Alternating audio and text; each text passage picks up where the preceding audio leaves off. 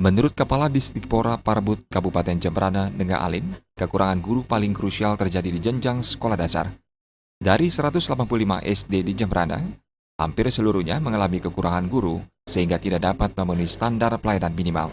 Bahkan ada sekolah yang hanya memiliki 3 atau 2 guru negeri. Padahal idealnya sekolah memiliki 6 guru ditambah 1 kepala sekolah. Guru SD, guru hampir merata semuanya. Iya, merata itu. Hampir setiap SD kita kekurangan tidak memenuhi standar pelayanan minimalnya gitu. Ada berapa SD Pak di Jemberana? Ada 185 SD gitu. 600 orang guru yang kami ini kurang.